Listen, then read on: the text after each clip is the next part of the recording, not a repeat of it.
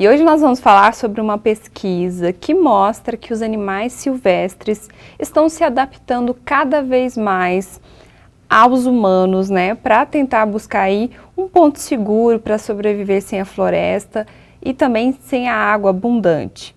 Para falar sobre esse assunto, nós recebemos aqui hoje Eveline Batistella, que é professora e pesquisadora. Seja muito bem-vinda. Obrigada, Poliana. Um prazer estar aqui. Eu quero saber de você um pouco mais assim, de informações sobre essa pesquisa, né, que você trouxe e de fato, por que que isso tem acontecido? Por que que os animais estão cada vez mais próximos de nós? É uma necessidade, né? A pesquisa, ela surgiu já tem 12 anos e a ideia era pesquisar como eram as relações entre os animais humanos e não humanos na cidade de Cuiabá, numa grande cidade. Eu sempre falo humanos e não humanos para lembrar as pessoas que nós, humanos, também somos animais, né? E aí, a partir dessa pesquisa, eu achei que em Cuiabá eu encontraria animais de estimação, animais, né, que são considerados pragas, né? A gente bota sempre entre aspas, como pombos, ratos, baratas, mas eu acabei tendo uma surpresa, porque conforme eu caminhava pela cidade, eu fiz uma pesquisa etnográfica na época, eu comecei a encontrar muitos animais silvestres. E animais silvestres em condições longe daquelas que a gente esperaria, né? Que são, eu encontrei jacaré em estacionamentos, tucanos vivendo na caixa d'água de prédios públicos. E aí a pesquisa, essa é a magia da ciência, né? A pesquisa se mudou na minha frente. E aí eu comecei a estudar como esses animais silvestres estavam vindo para as cidades e o motivo disso. Para você entender um pouco do comportamento deles, né? Sim, e do nosso comportamento também em relação a isso. A gente começou a ver um processo que a gente chama de autodomesticação. Geralmente a gente pensa que é a gente que domestica o animal. E na verdade esse processo não é uma via de mão única. Isso aconteceu lá há mais de 40 mil anos com os lobos, acho que é o exemplo mais clássico que a gente tem. A gente pensa que assim, né, a gente foi lá e falou, agora a gente vai adoçar esse animal, eu não gosto da palavra domar, né?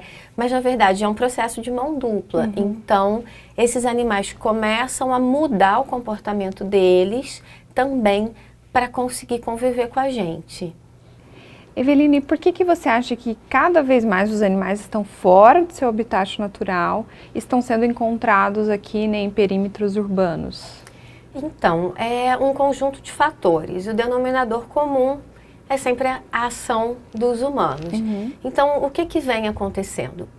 Expansão imobiliária, o avanço do agronegócio, a questão da água, né? Cada vez mais a gente está passando por grandes períodos, né, de seca. Sim. E a gente realmente tem um processo de aterramento de nascentes. Tudo isso faz com que esses animais, eu tenho dois termos. Um são os refugiados ambientais. Então, nós temos animais que eles realmente, por exemplo, o Pantanal, o fogo no Pantanal, ele acelera esse processo, porque alguns animais vão fugir, vão ter a sorte de sobreviver ao fogo e fugir, mas eles precisam encontrar uma nova fonte de alimento. E aí eles acabam nas cidades. Isso vai acontecer com aves, acho que o mais claro para quem vive aqui na capital, mas em muitas cidades do Brasil inteiro. Né? Essa minha pesquisa hoje, a gente tem esse mapeamento no mundo todo desses animais silvestres. Então, no Brasil, a gente vai ter uma ocorrência muito grande de araras canindé e de tucanos em áreas urbanas. Esses animais são refugiados porque eles saem dos lugares que seriam esses habitats porque eles não encontram mais condição de vida. Falta de alimento e falta de água. E nós temos os isolados ambientais. Então, vamos pegar o exemplo do CPA, o Centro Político Administrativo aqui de Cuiabá. A gente tem o Parque das Águas. Aquela região do CPA é uma área de muitas nascentes e até pouco tempo atrás, relativamente pouco tempo, era uma grande área verde.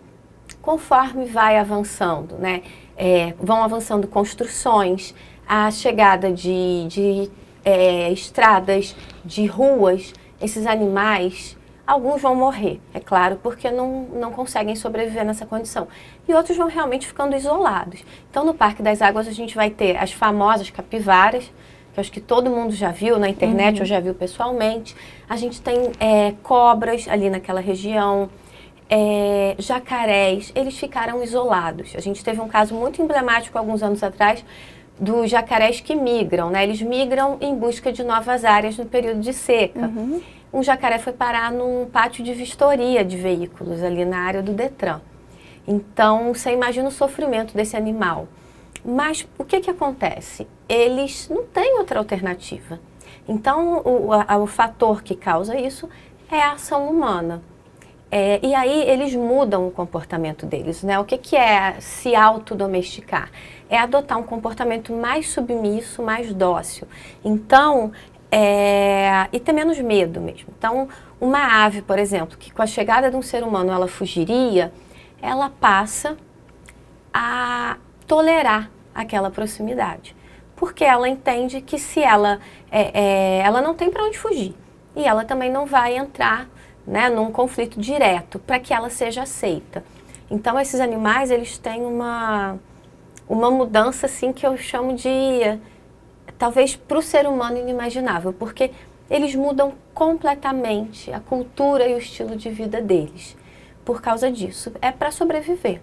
Questão de sobrevivência mesmo. E, infelizmente, a gente acaba também percebendo animais mais atropelados, né? Muitas capivaras, né? A gente vê aí pelas ruas de Cuiabá, capivaras sendo atropeladas, filhotes de jacarés, coatis também, né?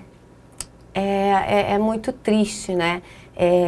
Porque isso é um código de conduta, que os animais... as pessoas tendem a achar, Poliana, que os animais são máquinas, ou que eles não têm sentimentos, que eles não têm cultura. E isso não é verdade. Na pesquisa eu identifiquei isso claramente. Essas famílias de capivaras, né, essas comunidades, elas vão ensinando aos mais novos como se comportar, por exemplo, no trânsito. Mas isso é completamente difícil lidar, por exemplo, com o tempo de um carro em alta velocidade. Tem um tempo para uma criança aprender, né? Sim. A gente não deixa nossas crianças assim. Mas as capivaras não têm outra alternativa. Então, é importante você falar isso, porque isso também começa a demandar do poder público e da sociedade novos comportamentos. Eu sempre digo, os animais, eles deram um salto incrível. Triste, um salto muito triste, isso não é fofinho, eu sempre falo, né? Costumam falar, ai, que gracinha a capivara, mas ali tem um animal num sofrimento terrível, né? A perda de um membro da família, eles sentem. Quantos casos você vai ver de filhotes atropelados que a mãe ou que o irmão estão ali do lado ainda, observando, sofrendo, tentando resgatar. Eu documentei casos assim aqui. Então agora, já que eles já evoluíram tanto, é hora da gente evoluir. Isso vai demandar tanto do poder público quanto da sociedade em geral começar a pensar nisso. Áreas de travessia para animais, a gente vê em rodovias, né? Aqui em Cuiabá, a gente tem uma quantidade enorme de macacos, por exemplo. Então, o poder público vai precisar começar a pensar assim, onde eu preciso de um túnel subterrâneo para que capivaras passem? Aonde eu preciso de uma corda no alto para que os macacos passem? A gente vai precisar começar a pensar nisso tudo para evitar esses acidentes, porque esses animais vieram para ficar. As mudanças climáticas impõem isso. É muito difícil pensar a curto prazo, né? E até a longo prazo, que nós vamos conseguir recuperar nossas áreas verdes.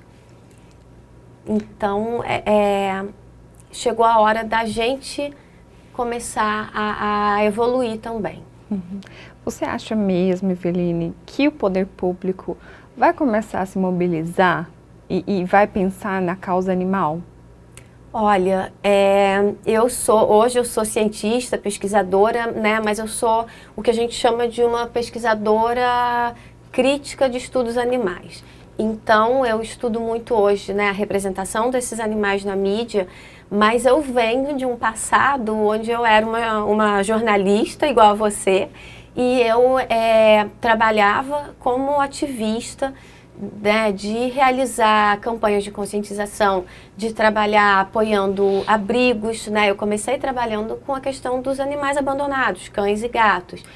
E eu sinto que o que mobiliza o poder público é a sociedade. Então, eu também, né, uma das minhas pesquisas é nessa área de animais e política.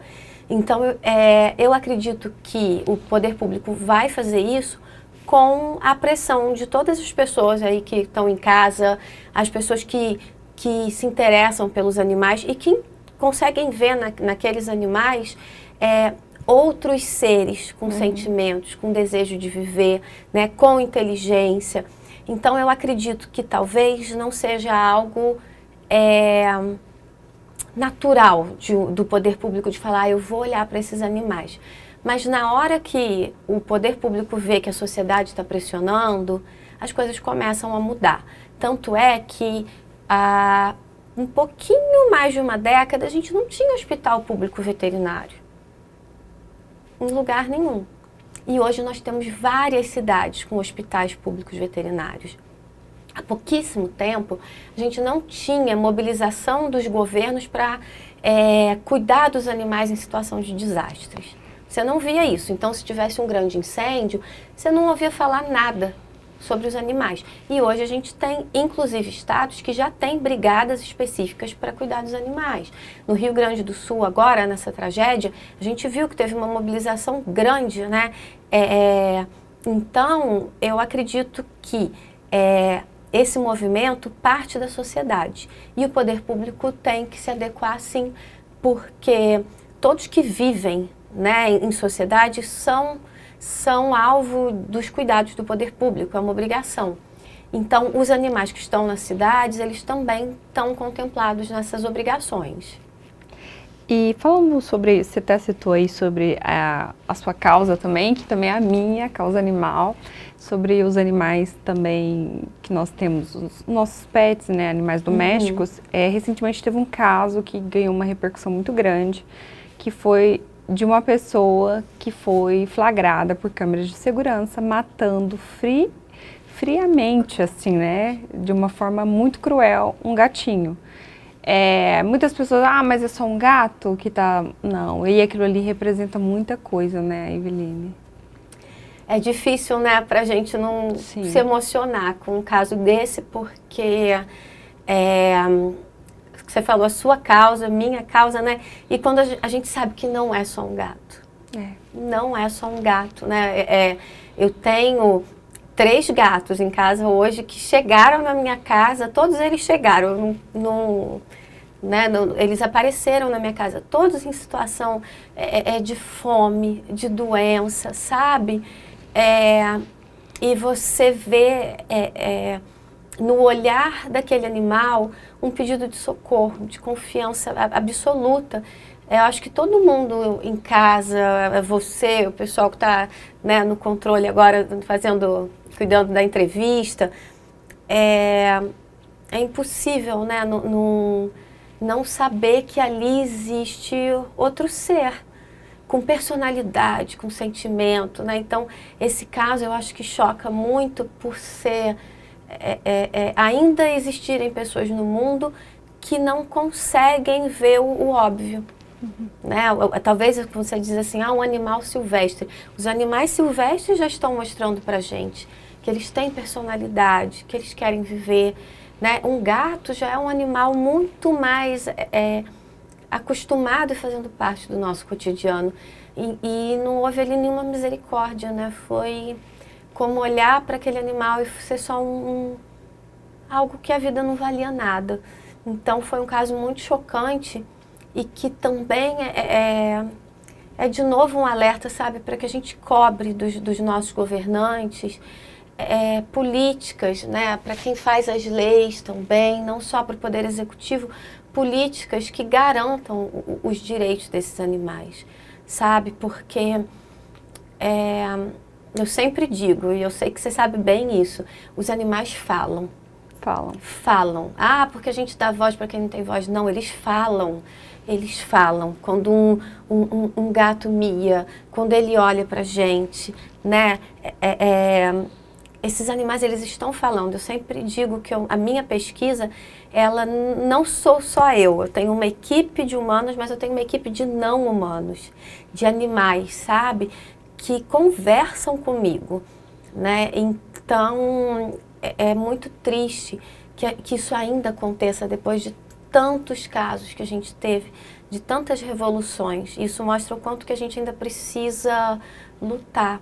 Tá sempre alerta, sabe? Esse caso, ele não pode ser esquecido. Esse animal, essa vítima, sabe, da crueldade, precisa que cada um de nós, né, ou como jornalista, como pesquisadora, como dona de casa, como motorista, cada um de nós se lembre disso, sabe? Que esses animais querem viver. Eles não estariam passando por tanto sofrimento, né, se não fosse por um interesse genuíno à vida. Com certeza. E o que mais acaba doendo, assim, é a gente saber que as pessoas têm tanta informação hoje, né? Elas sabem que os animais, é comprovado cientificamente, eles têm sentimentos, eles amam, eles têm essa compaixão que muitas vezes nós humanos não temos. Mas mesmo assim, tem gente que trata como uma vida que nem como se fosse nada, né, na verdade. Eu vejo muito essa questão do afeto. Você falou, né? É comprovado cientificamente. A gente tem centenas de milhares de estudos que mostram o quanto nós somos parecidos nos nossos sentimentos, nas nossas personalidades, né? Uma raça de cachorro, isso nem existe. Às vezes você vai pegar dois cães, né? É puro de raça.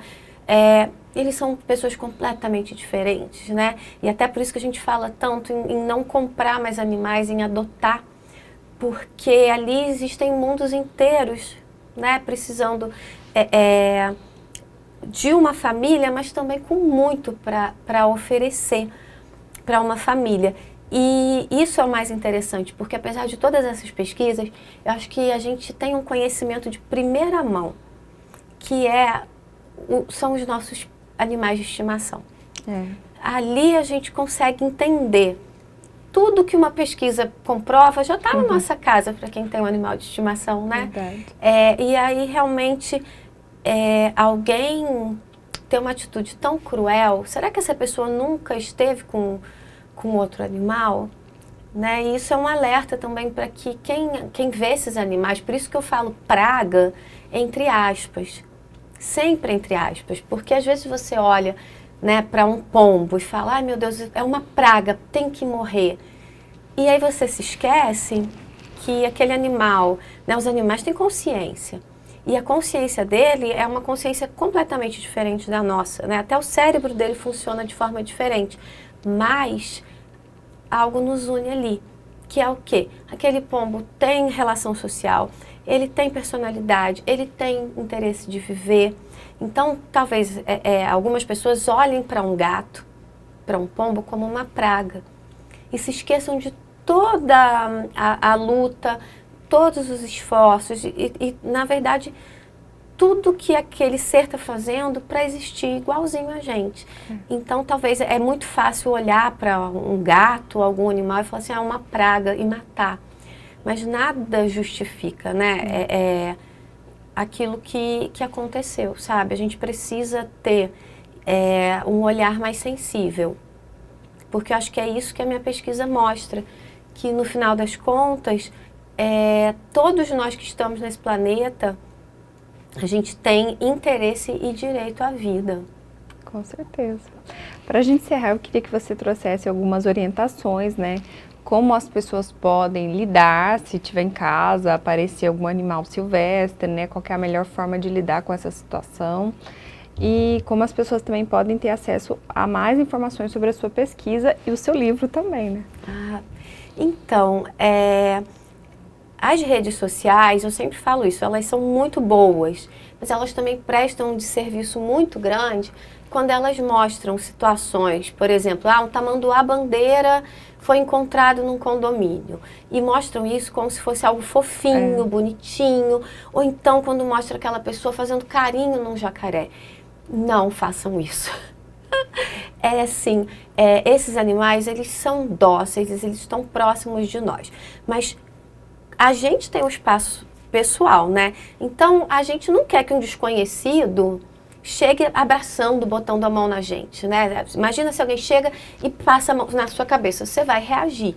Então, podem acontecer acidentes. A primeira coisa, se você encontrar um animal silvestre, é manter uma distância segura, né? Ele está dentro da minha casa e tal, fecha a porta, deixa ele naquele cômodo, né? A gente tem o Corpo de Bombeiros que está apto a fazer esse resgate.